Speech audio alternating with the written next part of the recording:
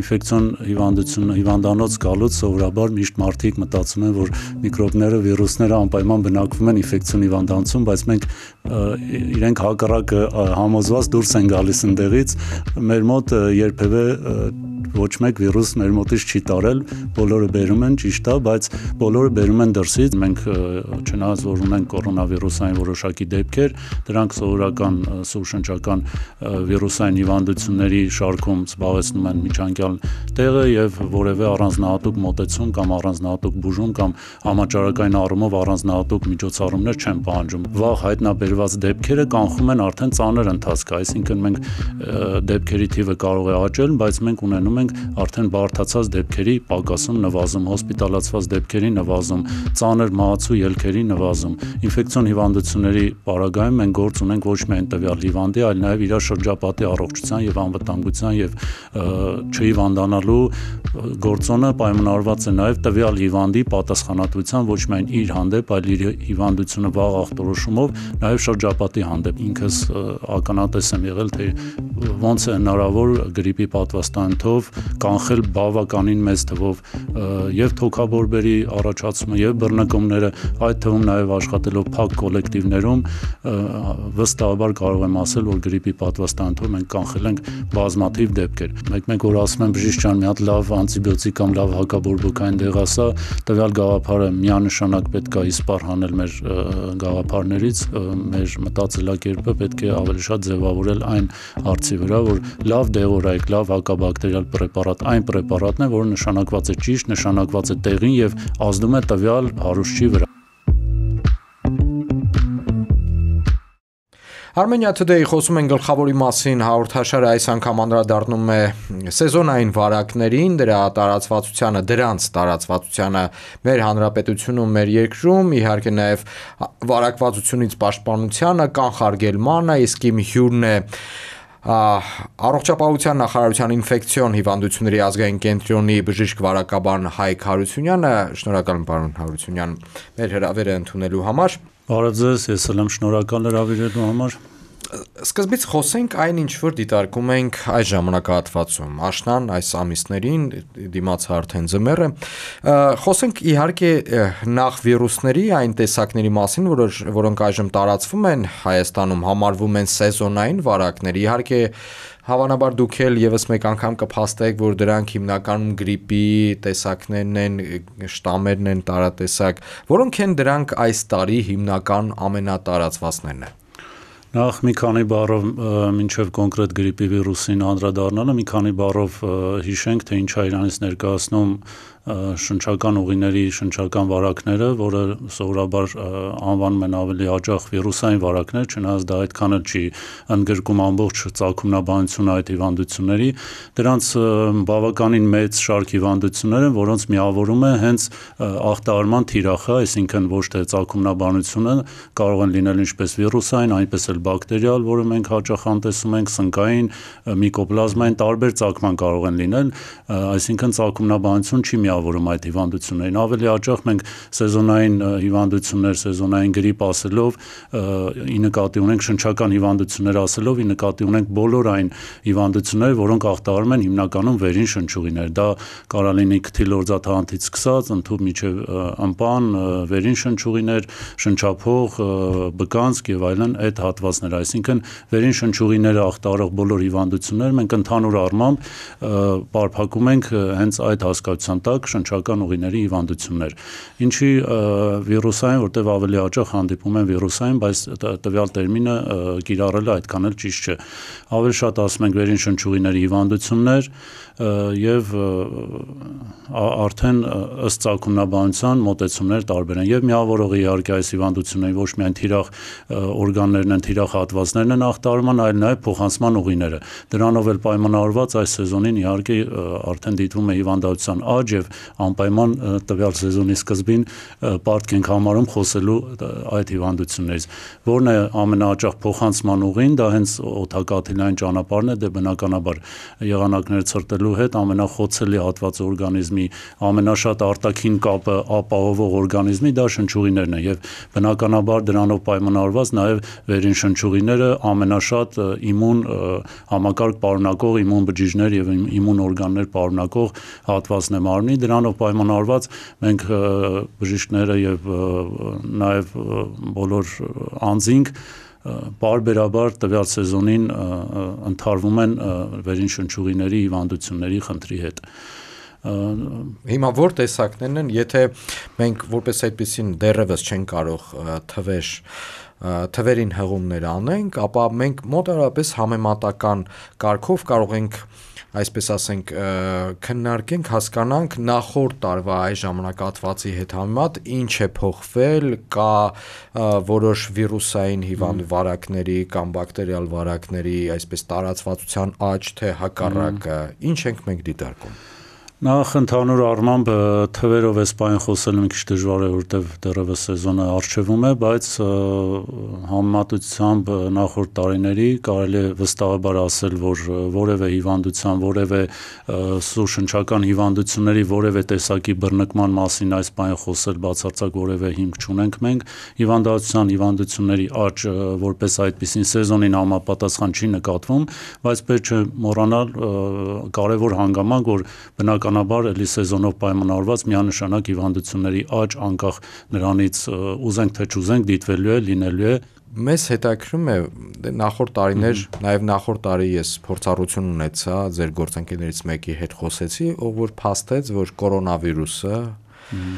այդքան մարդու կյանք խլած եւ վնաս տված մարդկությանը կորոնավիրուսը այլևս դարձել է սեզոնային բնույթի վարակ։ Հիմա մենք դիտարկում ենք դա նաև այս տարի, որևէ կերպ կորոնավիրուսի տարածվածության ինչ որ նոր որևէ բան չենք դիտարկում։ Կորոնավիրուսը իրականում դա նոր վիրուս չէ, բավականին տասնամյակներ առաջ հայտնաբերված վիրուս է, որը շրջանառվել է, որը եղել է եւ հիվանդություն առաջացրել է։ Բռնկումը իհարկե պայմանավորված է եղել շտամով, որը շատ ավելի հաճախ ախտարել է ստորին շնչուղիները, դա թոքայուսվածն է եւ ավելի առաջացրել է բարդություններ, բայց նման շտամներ, նման բարդություններ առաջացնող վիրուսներ բարբերաբար առաջանում են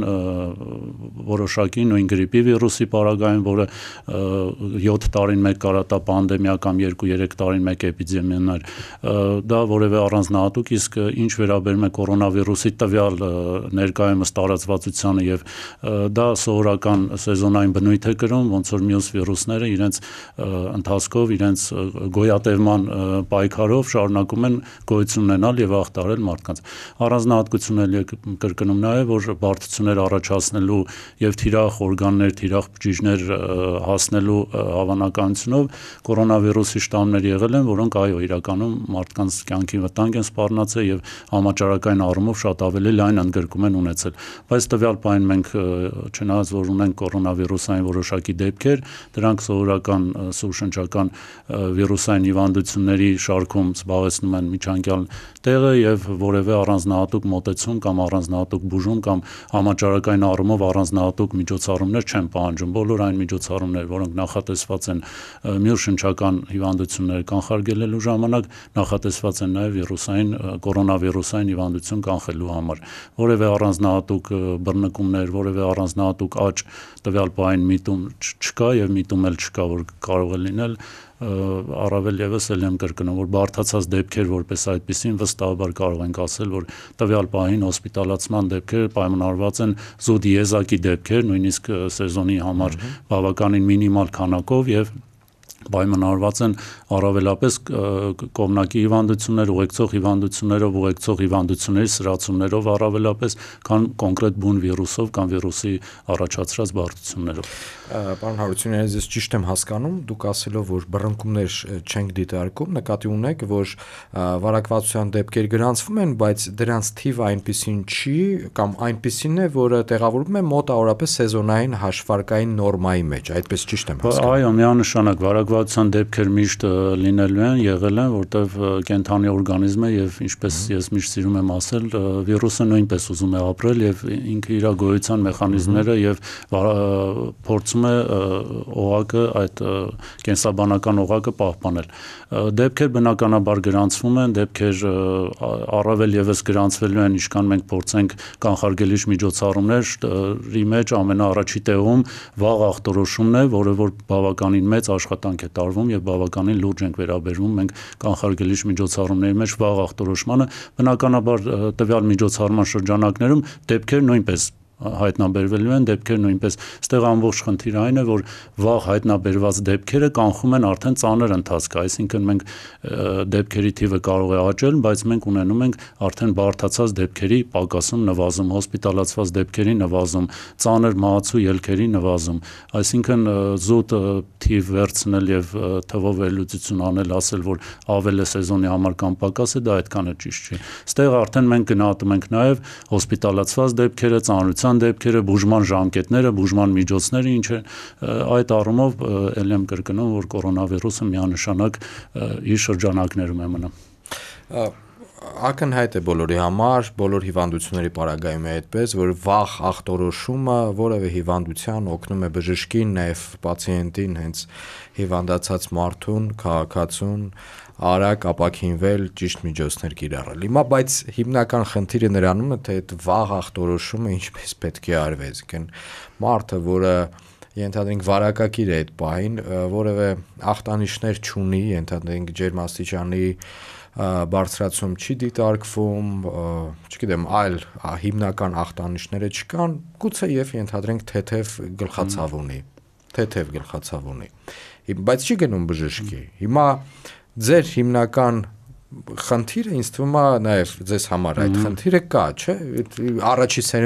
սերնդի բժիշկը չեք, որ անցնում եք այդ ամենով։ Նախ շատ լավ հարց, որ կարելի է անվերջ խոսել այս թեմայով, որտեղ ինֆեկցիոն հիվանդությունները մենք վաղ ախտորոշելը, եթե մնացած սոմատիկ հիվանդությունների թերապևտիկ կամ այլ պարագայում մենք գործ ունենք հիվանդի եւ միայն հիվանդի առողջության հետ, ինֆեկցիոն հիվանդությունների պարագայում մենք գործ ունենք ոչ միայն տվյալ հիվանդի, այլ նաեւ իր շրջապատի առողջության եւ անվտանգության եւ չհիվանդանալու գործոնը պայմանավորված է նաև տվյալ հիվանդի պատասխանատվության ոչ միայն իր հանդեպ, այլ իր հիվանդությունը վաղ ախտորոշումով նաև շրջապատի հանդեպ, այսինքն մարդը տվյալ դեպքում պատասխանատվություն չի կրում ոչ միայն իր առողջության, իր հետագա բարդությունների համար, այլ նաև որոշ առումով իր հիվանդությունը վաղ հայտնաբերելով պատասխանատվություն է կրում նաև շրջապատի համար, չվարակելու, այսինքն շատ դեպքերում մարդը կարող է եւ ինֆեկցիոն հիվանդությունները, հենց բռնկումները եւ տարածումները պայմանավորված են լինում հենց նրանով, որ մարդիկ անախտանիշ, այսինքն առողջ վարակակիրներ են կոչվում, իրենք անախտանիշ, իրենք չեն էլ իմանում, որ իրենք հիվանդ են եւ շատ հաճախ տարածում են տվյալ վիրուսը արդեն այն խմբերը, որոնք որ խոցելի են հիվանդության պարագայում, նրանց մոտ արդեն հիվանդություն դրսևորվում է ծանր։ Այդ շրջանակներում իհարկե կարելի է մի քիչ ավելի ուշ կանխարգելիչ միջոցառումներից կանդրադառնանք պատվաստումներին, բայց տվյալ առողջ վարակակիրները կամ տվյալ շրջապատի համար կոպիտ ասած վտանգ ներկայացնող անձինք շատ ժամանակ հենց հայտնվում են տվյալ դերում նրա հետևանքով, որ ոչ լիարժեք բուժում են ստանում կամ լուրջ չեն վերաբերում իրենց ախտանիշներին կամ բժշկի այցելելը համարում են որպես երկրորդային կամ ոչ կարևոր, բայց ել եմ կրկնում տվյալ պարագայում ինֆեկցիոն հիվանդություններ խոսելուց միանշանակ պետք է հիշել, որ մենք գործ ունենք ոչ թե անհատի հետ տվյալ պարագայում, այլ գործ ունենք խումբ անձանց հետ, ովքեր որ գտնվում են միևնույն օղակի մեջ, միևնույն նավակի մեջ, որտեղ որ կապված են իրար հետ, փոխկապակցված են, փոխանցման ուղիներով պայմանավորված բավականին լուրջ կապերով։ Դուք այսպես ձեր հարցին իհարկե չպատասխանեցի, նաև բժշկին դիմելու պայմանները, բժշկին դիմելու խնդիրը ինչ որտեղից կարող է առաջանալ, դրա մասին խոսելուց պետք է անպայման հիշել վերին շնչուղիների, սուրշնչական հիվանդությունների դրսևորումներից մի քանի բառ, իհարկե կփորձեմ շատ տերմինոլոգիայի մեջ չխորանալ, բայց ընդհանուր առմամբ սուրշնչական հիվանդությունները դրանք կարող են դրսևորվել ռինիտի ձևով, որը իրենց ներկայացնում է քթի լորձաթաղանթի բորբոքումը, կարող է դրսևորվել քթահոսությամբ, հարբուխով, քթի շնչառության դժվարացումով, քթի փակվածությամբ, կոկորտում քերոցի զգացումով, բկաբոր, այսինքն ըմպանի լորձաթաղանթը կարող է բորբոքվել, չորհաս կարող է դիտվել վերին շնչուղիներից, շնչափողը կարող է ախտարվել, որը բնորոշ է այդ կրծքավանդակում շնչառության ժամանակ տհար զգացումով, ծակոցով, ցավով, հետկրծոսկրային շրջանում, իհարկե դա տեղային երևույթները, ընդհանուր երևույթներից բնականաբար ջերմության բարձրացումը, որը շատ ավելի մեր առումով ավելի լավ է, որտեղ այդ պարագայում մարդիկ անպայման մտածում են, որ իրենք հիվանդ են, դա արդեն կասկած չի առաջացնում, որ պետքա որոշակի հիվանդություն են կրում եւ պետք է անպայման դիմել արդեն բժշկի, ավելի շատ շեշտը դնում եմ այն թեթև սիմպտոմների վրա, որոնց պարագայում մարդը կարող է նույնիսկ չմտածել, որ ինքը կարող է հիվանդություն կամ վիրուս կրող լինի եւ առավել եւս տվյալ փուլում ինքը փոխանցող լինի այլ անձանց։ Եվ ընդհանուր երևույթներից արդեն ջերմության բարձրացումը, գլխացավը, բերային չորությունը, ախորժակի կորուստը, մկանացավերը, ընդհանուր ինտոքսիկացիա երևույթների մասին է սա խոսում, որ անկախ որ շնչուղիներն են ախտարվում, միկրոբների, վիրուսների մեծ մասը ներթափանցում են կամ իրենց տոքսինները, թույները ներթափանցում են օրգանիզմ եւ առաջացնում են արդեն ընդհանուր երևույթներ, որով էլ պայմանավորված հիվանդության դրսևորումները։ Պաշտպանությունը տարբեր է տարբեր վարակներից։ Վիրուսներից այլ պաշտպանություն է կիրառվում հավանաբար բակտերիալ վարակներից այլ, տեսեք, նախ սկսենք ինչպես պաշտպանվել վիրուսներից, իհարկե, ինչպես առօրյայում յուրաքանչյուր մարդ մեզ լսող մեր ունկնդիրը հետևորդը կարող է մոտավոր տենց պաշտպանական մեխանիզմ իր համար ձեռնարկել։ Խոսքը չի գնում իհարկե լոկդաունի շրջանում, այդ COVID-19-ի ամենավառ տարածման շրջանում 20 թվականին շատ խոսվեց դրա մասին, բայց հիմա կարծես դա որոշ չափի մոռացվել է, հիմա քաղաքացին ինչպես կարող է պաշտպանվել վիրուսներից։ Իհարկե այնպես չի կարող պաշտպանվել, ինչպես դուք ձեր աշխատանքի բնույթով ձեր լաբորատորիայում օրինակ։ Իհարկե աշխատանքի բնույթը ունի իր առանձնահատկությունները, բայց մեր աշխատանքը շատ ավելի ճիշտ ուղղվածության կլինի, ավելի արդյունավետ կլինի, երբ բոլորը համարեն, որ տվյալ վիրուսները, միկրոբները շատ ավելի շատ են իրենց կենցաղում, իրենց առօրյայում, քան հիվանդանոցային պայմաններում։ Ինֆեկցիոն հիվանդանոց գալուց սովորաբար միշտ մարդիկ մտածում են, որ միկրոբները, վիրուսները անպայման բնակվում են ինֆեկցիոն հիվանդանոցում, բայց մենք իրենք հակառակը համոզված դուրս են գալիս ընդեղից, մեր մոտ երբևէ ոչ մեկ վիրուս մեր մոտից չի տարել, բոլորը բերում են, ճիշտ է, բայց բոլորը բերում են դրսից, առօրյայից եւ հասարակ պաշտպանական միջոցառումները շատ ավելի հեշտ կարող են կանխել եւ հիվանդությունները եւ հիվանդության բարդ ծանր դեպքերը։ Եվ դա իհարկե պայմանավորված է եւ անձնական հիգիենայի կանոններով եւ այլ անդրադառնանք թե ինչն է միավորում այս բոլոր հիվանդություններին, այդքան բազմաբնույթ, բակտերիալ, սնկային, միկոպլազմային, վիրուսային բավականին մեծ շարք, միավորում է այն, որ օդակաթիլային ճանապարհով, այսինքն մարդը նույնիսկ խոսելիս, նույնիսկ հազալիս, փռշտալիս կամ նույնիսկ նույն սենյակում գտնվելուց շատ հեշտությամբ կարող են փոխանցել մեկը մեկին շնչուղիների միջոցով։ Եթե օրինակ աղիքային ինֆեկցիաների պարագայում մենք գիտենք բոլորս էլ տարական միջոցառում է, որ սնվելուց առաջ պետք է ձեռքերը լվանալ կամ դրսից եկանք տուն պետք է ձեռքերը լվանալ, շնչուղիների հիվանդությունների պարագայում ոչ բոլորս ենք պատկերացնում, որ նույն ձեռք լվանալը մտնում է այո, նաև վերին շնչուղիների հիվանդությունների, սուրշնչական հիվանդությունների կանխարգելիչ միջոցառումների մեջ։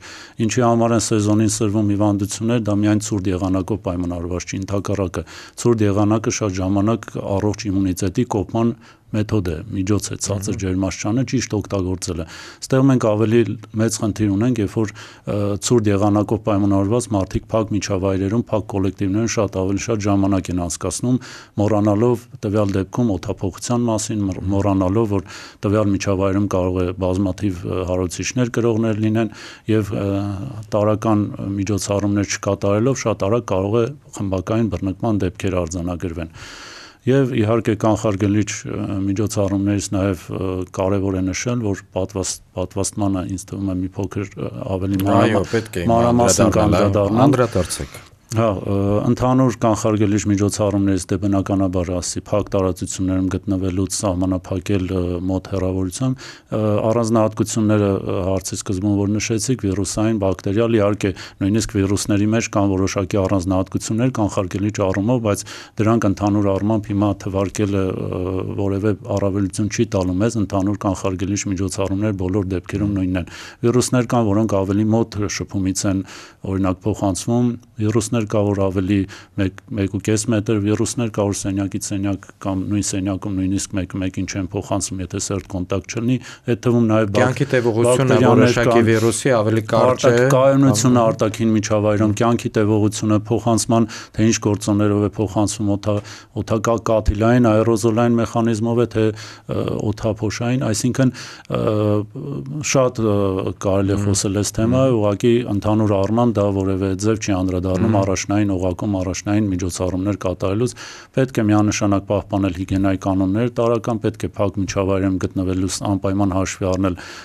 օդափոխության հանգամանքը, պարբերաբար օդափոխել սենյակներ, պարբերաբար դուրս գալ մաքուր օդի եւ իհարկե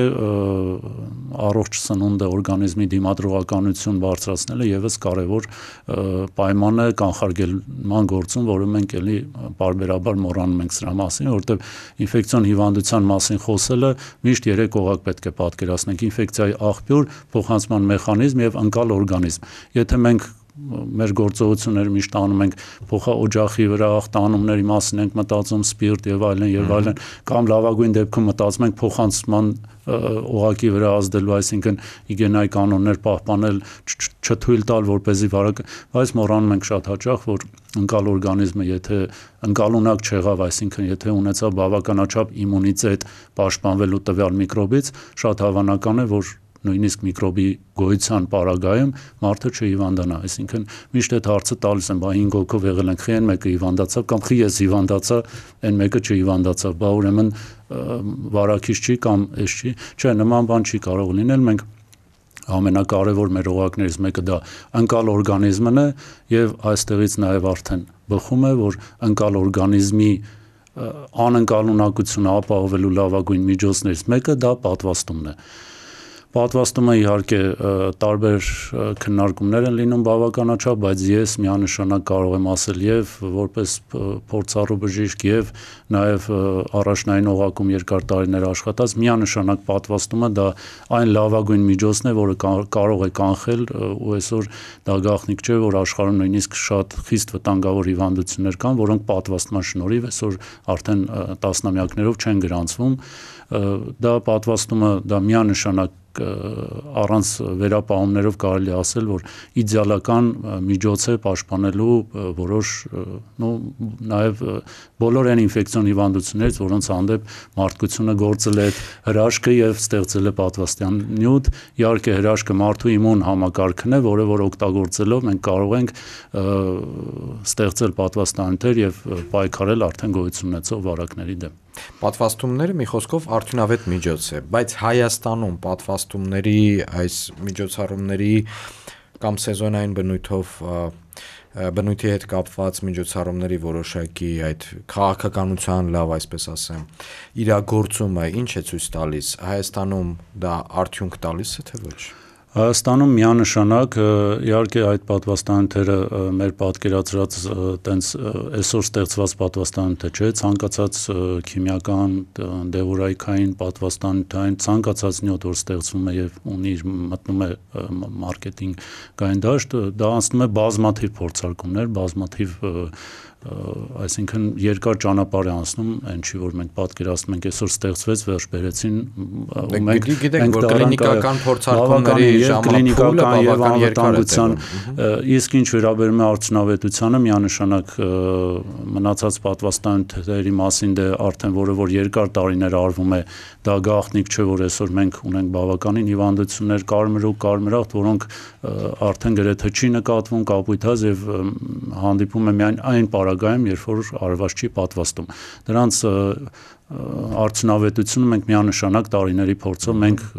արդեն համոզվում ենք դրանում եւ ինձ թվում է դա այնքան լայն հասանելիություն ունի այդ տվյալները, որ ազգաբնակչությունը եւս վստահաբար կարող է ասել, որ տվյալ պատվաստանյութերը արդյունավետ են։ Ինչ վերաբերում է գրիպի պատվաստանյութին, դա համեմատաբար ավելի ուշ շրջաներում, այսինքն ոչ վաղ անցյալում են ներդրվել, բայց ես ունեմ այդ բավականաչափ այդ փորձը, որ ինքս ականատես եմ եղել, թե ոնց է հնարավոր գրիպի պատվաստանյութով կանխել բավականին մեծ թվով եւ թոքաբորբերի առաջացումը եւ բռնկումները, այդ թվում նաեւ աշխատելով փակ կոլեկտիվներում վստահաբար կարող եմ ասել, որ գրիպի պատվաստանյութով մենք կանխել ենք բազմաթիվ դեպքեր։ Այստեղ մի նրբություն կա, որ երբևէ կանխարգելիչ միջոցառումների ժամանակ միայն շատ նեղ շրջանակ կարող է իմանալ, թե ինչ կարող է լինել, եթե չլիներ օրինակ տվյալ պատվաստանյութ, այսինքն ինչ հետևանքներ կլիներ։ Եթե արդեն կատարվում է միջոցառումը, մենք բնականաբար չունենք այդ հետևանքները եւ մենք ինքներս գիտենք դրա արդյունավետությունը, բայց դա ոչ բոլորին է հասանելի, ոչ բոլորն են պատկերացնում, որ եթե դա չլիներ, ինչ կլիներ։ Դրա համար ինֆորմացիայի առումով մենք մի քիչ ավելի սուղ է լինում, ավելի քիչ հասանելի է լինում, բայց դրա մասին չխոսել, դա անտեսել եւ դա ճիշտ չներկայացնելը, դա միանշանակ ճակատագրական սխալ կլինի բոլորի համար։ Վստահաբար պետք է ասել, որ պատվաստանյութերը առավել եւս գրիպի պատվաստանյութը իր արդյունավետությունը իրեն ապացուցել է բազմաթիվ անգամ տարիներով 14 թվականից ի վեր մենք փակ կոլեկտիվներում նաեւ որոշակի խմբերում կատարվել են մեծ թվով պատվաստումներ ու մինչև այդ արձանագրված բավականին մեծ բռնկումները եւ բավականին ծանր թոքաբորբերն ու հետևանքներով կարելի ասել, որ մենք վերջին տարիներին չունենք նման բռնկումներ։ Տարիքային սահմանափակումներ, պարոն Հարությունյան, կան թե ոչ, այսինքն ենթադրենք, որ պատվաստանյութը 65+ տարիք ունեցող մարդու համար այնքան էլ ցուցված չէ, ենթադրենք։ Կան այդպիսիք։ Այդպիսիք մենք ունենք ընդհակառակը, երբ որ ցուցված է կոնկրետ տվյալ պատվաստանյութերը 60-անց մարդկանց կամ մինչև 5 տարեկան երեխաներին կամ նորածիններին զուտ սահմանափակ քանակը հաշվի առնելով, բայց իհարկե ամեն ցանկացած պատվաստանյութ ունի իր հակացությունները, ցանկացած պատվաստանյութ, ինչպես ցանկացած քիմիական դեղորայք կամ ցանկացած միջոց, որը ներմուծվում է օրգանիզմ, բնականաբար ունի իր սահմանափակումները, ունի իր տարիքային եւ մնացած հիվանդություններով պայմանավորված, դա բնական է, բայց ելի մի փոքր անդրադառնանք, քանի որ հիմա սեզոնին համապատասխան գրիպի պատվաստանյութին, գրիպը ինչով է իրենից բարդ վիրուս է եւ բավականին տարիների ընթացքում ապացուցել է, որ այո, ինքը բավականին ուշադրության արժանի է եւ ի ուրախություն մեզ գրիպի պատվաստանյութը արդեն տարիներով կատարվում է։ Միակ խնդիրն է, որ վիրուսը շատ արագ է ձևափոխվում, այսինքն մուտացիաներ բավականին եւ հենց դրանով պայմանավորված 2-3 տարին մեկ տալիս է էպիդեմիաներ, մի քանի տարին մեկ տալիս է պանդեմիաներ, այսինքն համաշխարհային տարածում է ունենում, ինչքան էլ որ դա քողարկված ընթանա, մենք ունենում ենք բարդ դեպքեր, մենք ունենում ենք ուղեկցող հիվանդությունների պարագային բավականին ծանր դեպքեր եւ ցավոք սրտի նաեւ մահացու ելքով եւ այդ ամեն ինչը հաշվի առնելով ստեղծվել է գրիպի պատվաստանյութ, բայց ելի ինչպես նշեցի, քանի որ վիրուսը արագ է փոփոխվում, տվյալ պատվաստանյութը ցավոք սրտի շատ կարճ է պահում իր ազդեցությունը օրգանիզմում, այսինքն հակավիրուսային իմունիտետը բավականին կարճ է պահպանվում եւ կատարվում է տվյալ սեզոնի համար, այսինքն կարճ նկատի ունեք մի քանի ամիս։ Մի քանի ամիս, այո, տվյալ սեզոնի համար, այսինքն հաջորդ տարի արդեն սեզոնի սկզբին անհրաժեշտություն է լինում նորից պատվաստվել, որպեսզի տվյալ արդեն ձևափոխված նորացվում են պատվաստանյութերը, մեկ էլ հասանելիությունը պատվաստանյութերի եւ ընդհանուր պատվաստումների բնակչությունը գիտենք, որ դիմում է յուրաքանչյուր իր բնակության վայրին համապատասխան պոլիկլինիկա, դա է հիմնական սխեման։ Մենք ունենք իհարկե գրիպի պարագայում, գրիպի պատվաստանյութի պարագայում ունենք նախընտրելի խոցելի խումբ եւ նախընտրելի խումբ, որպեսզի այդտեղ ավելի ակտիվ կատարվի պատվաստումները, դրանք մինչեւ 5 տարեկան երեխաներն են, 60-անց մեծահասակ մարդիկ են, ովքեր շատ ավելի ընկալունակ են տվյալ վիրուսի եւ շատ ավելի ծանր է ընթանում նրանց մոտ եւ մանկապատանեկան կրթական օջախներ, հաճախողներ, երեխաները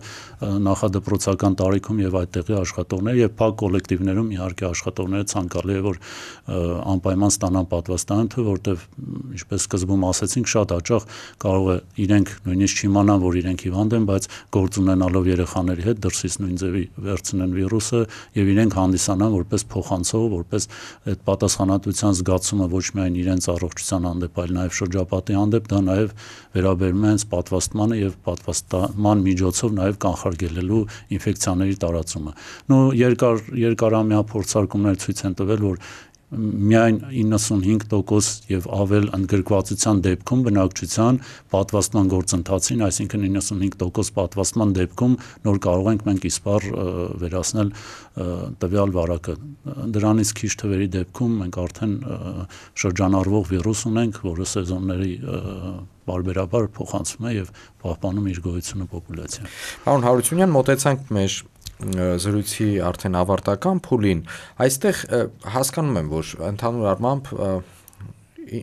բակտերիալ վարակները իր տարածվածության առումով մեզանում այդպիսի կարծրատիպ կա, դուք ուղեք դա ճիշտ է թե ոչ, որ զիջում են վիրուսային վարակներին տարածվածության առումով։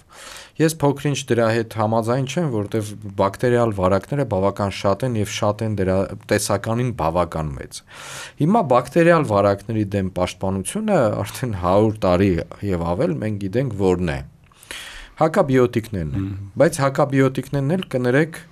վերջին տարին տասնամյակում, եթե ոչ ավելի, շատ է խոսվում, որ հակաբիոտիկները պետք է այդպես հաճախակի չօգտագործել, որովհետև ի վերջո բակտերիան էլ իր հակաքայլն է անում։ Կար մի հատված եւ հիմա էլ է դա կիրառվում, երբ որ որոշ հակաբիոտիկների տեսակներ կան, որոնք որ միայն բժշկի ցուցումով, բժշկի տված թղթով կարող ես դեղատնից գնել դա։ Հակաբիոտիկներ, բակտերիաներ այս պայքարի մեջ լավ ուր կհասնենք։ Շատ խնդրահարույց հարց բարձրաձայնվեց, իհարկե սա բավականին շատ քննարկվում է եւ տարեստարի այս հարցը դառնում է շատ ավելի արդիական, պայմանավորված, որ այո, միկրոբները շատ ավելի խելացի մեխանիզմներ ունեն պայքարելու եւ իրենց գոյություն պաշտպանելու ընդդեմ եւ հակաբիոտիկների եւ մարդկանց կողմից կիրառվող մյուս միջոցների։ Բակտերիաները սովորաբար մի քիչ անցել են երկրորդ պլան, պայմանավորված նրանով, որ նրանց գոյատևման միջավայրը մի քիչ ավելի խստապահանջ են միջավայրի հանդեպ եւ այդքան հեշտությամբ չեն փոխանցվում, բայց դրանք հիվանդություններ առաջացնելու պարագայում շատ ավելի ծանր, ավելի լուրջ հիվանդություններ են առաջացնում եւ վերին շնչուղիների հիվանդությունների մեջ մենք շատ հաճախ դրանց չենք անդրադառնում, որտեղ ճիշտ է իրենք առաջացնում են հիվանդություններ, բայց արդեն ունենում են ավելի լուրջ օրգանական դրսևորումներ, դրանք կարող են լինել թարախային անգինաները, դրանք կարող են լինել նույն քութեշը, որը որ մանկական ինֆեկցիա է համարվում, բակտերիալ վարակ է, նույն արդեն թոքաբորբերը, նույն առաջացնելով նույն քրոնիկ բրոնխիտները առաջացնում են օրգանական ախտարումներ եւ մի փոքր ինֆեկցիոն հիվանդությունների շարքից տեղափոխվում են, բայց դրանք բոլորը համարվում են ինֆեկցիոն ծագման, այսինքն բակտերիալ ծագման եւ իրենց բարդություններով, իրենց հոսպիտալացման թվով, իրենց բուժման դժվարությամբ եւ ծախսատարությամբ չեն զիջում առավել վիրուսային հիվանդություններին, այո, միանշանակ պետք է անդրադառնալ եւ հակաբակտերիալ միջոցներին խոսելիս միանշանակ ամենաառաջին միտքը որ գալիս է, դա բժշկին դիմելիության գաղափարն է առաջ գալիս, որ մենք ունենք այդ խնդիրը, որ միշտ մտածում ենք, որ չէ լավ, բժշկին թողնենք, բժիշկը կա ու կա, վերջում հասկանանք ինչ ա լինում մի հատ, հետո նոր կգնանք բժշկի մոտ, դա իհարկե կարելի է այդ գաղափարը շատ հեշտությամբ հանել մեր առօրյայից, միայն մտածելով, հասկանալով, որ բժշկին դիմելը դա միայն բուժական միջոցառում չի, բժշկին դիմելը, ինչպես ասենք, վաղ ախտորոշում ստանալը, դա ամենաառաջի հերթին կանխարգելիչ միջոցառում է, ինչպես հիվանդի համար, այնպես էլ շրջապատի համար, այսինքն վաղ ախտորոշելը, վաղ դիմելը բժշկին, դա ամենաառաջի հերթին հիվանդի շահերից է բխում այն առումով, որ հետագա բարդություններն է կանխվում, դա առաջի հերթին կանխարգելիչ միջոցառում է, այդ առումով իհարկե առաջնային պահպանման օղակներ, պոլիկլինիկայի առողջության առաջնային պահպանման օղակները, տեղամասային թերապևտները, ընտանեկան բժիշկները, մանկաբույժները իրենց առօրյայում, իրենց գործունեության ընթացքում շատ ավելի շատ ուղղվածություն պետք է եւ իրականում այդպես է, որ կանխարգելիչ միջոցառում։ Այդ շրջանակներում ամենաառաջի կանխարգելիչ քայլը դա վաղ հայտնաբերումն է հիվանդությունների։ Իսկ վաղ հայտնաբերելը բնականաբար դա մարդ պետք է ինքը ցանկանա, ինքը դիմի, որպեսզի վաղ հայտնաբերում արվի եւ դրա հետևանք արդեն տեղից էլ բխող բնականաբար եւ իր շահերից է բխում, որ բարդություն չենք ունենա, կանխարգելիչ միջոցառումներ ժամանակին կարվի, բժշկի ցուցումով կստանա պատվաստում կամ պատվաստումը կհետաձգվի հաջորդ այցին կստանա, տվյալ բոլոր գործառույթները իհարկե պետք է կատարի բժիշկը, պետք է կատարվի բժշկի հսկողության տակ, որտեղ շատ հարցեր կա, որոնք մենք չենք մեր առօրյայում այդ ինֆորմացիան չունենք, մարդիկ դրա համար տարիներով սովորում են։ Միանշանակ բժշկին, պարոն Հարությունյան, ֆարմացևտիկան նոր հակաբիոտիկների տեսակներ ու արդեն այսպես ասած սինտեզման որոշակիորեն կաղում է, այսինքն մենք ինչ ենք մարդկությունը բակտերիաներին իր հիմնական զենքով խոցելու այդ պայքարի մեջ պարտվում է, թե ոչ։ Շատ նուրբ իհարկե հարց է, որտեվ կես կատակ, կես լուրջ, բայց մեկ որ ասում են բժիշկ ջան, մի հատ լավ անտիբիոտիկ կամ լավ հակաբորբոքային դեղ ասա, տվյալ գաղափարը միանշանակ պետք է իսպառ հանել մեր գաղափարներից, մեր մտածելակերպը պետք է ավելի շատ ձևավորել այն հարցի վրա, որ լավ դեղորայք, լավ հակաբակտերիալ պրեպարատ, այն պրեպարատն է, որը նշանակված է ճիշտ, նշանակված է տեղին եւ ազդում է տվյալ հարուստի վրա, այսինքն նախ պետք է ունենանք համապատասխան ախտորոշում։ Դա միանշանակ արվում է բժշկի կողմից։ Ախտորոշում ունենալուց հետո, երբ որ արդեն գիտենք ծագումնաբանությունը, ախտածագումնաբանություն տվյալ հիվանդության, բնականաբար ամենալավ դեղորայքը համարվում է արդեն այն դեղորայքը, որը որ ազդում է տվյալ առողջի վրա։ Վիրուսի պարագայում հակավիրուսային դեղորայքները, վիրուսների շարք, տարբեր վիրուսներ կան, տարբեր հակավիրուսային պրեպարատներ են ազդում տվյալ վիրուսի վրա, նույնը բակտերիաների պարագայում էլ առավել եւս, այսինքն նորագույն հակաբակտերիալ պրեպարատ հասկացություն երբևէ չի կարող գոյություն ունենալ, որտեղ շատ միկրոբներ ունենք, որ ամենահին, ամենաառաջին նույն պենիցիլինային շարք պենիցիլինը շատ ավելի լավ է ազդում տվյալ հարուստի վրա, դա նաեւ լաբորատոր այսօր հնարավորություն ունենք մենք հասկանալու ապացուցելու թե տվյալ միկրոբի վրա որ հակաբակտերիալ պրեպարատն է ազդում եւ եթե նայում ենք ընդհանուր դիմելույթյան մեջ եւ կատարված հետազոտումներով շատ հաճախ լինում է որ ամենահասարակ ամենաառաջի հայտնաբերված ստեղծված հակաբակտերիալ պրեպարատները շատ ավելի լավ են ազդում տվյալ միկրոբի վրա քան նորագույն պրեպարատները այդ առումով իհարկե լավ նորագույն հակաբակտերիալ պրեպարատ հասկացությունը կիրառելի չէ տվյալ պարագայում միանշանակ բժշկին դիմել ճիշտ ախտորոշում ստանալ եւ ժամանակին եւ ճիշտ նշանակված բուժումն է ամենաարդյունավետ միջոցը բակտերիաների դեմ պայքարելու այդտեղ միանշանակ իրենց պաշտպանական մեխանիզմները մարդկության բժշկության գիտելիքների դեմ արդեն երկրորդ պլանում են եթե մենք զուտ ֆիզիկապես մտածենք նորագույն մեթոդներ նորագույն միանշանակ այո հակաբակտերիալ պրեպարատներ բավականին բակտերիաներ կան, որոնց մասին մենք կարող է այսօր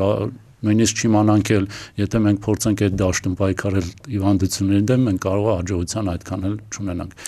Վերջին րոպեն է, պարոն Հարությունյան, մենք չհասցրեցինք սնկային հիվանդությունը, սնկային վարակներին անդրադառնալ։ Ինչ կարող եք ասել, սնկային վարակները այս շնչառական ուղիների այսպես շնչառական ուղիների վրա ազդող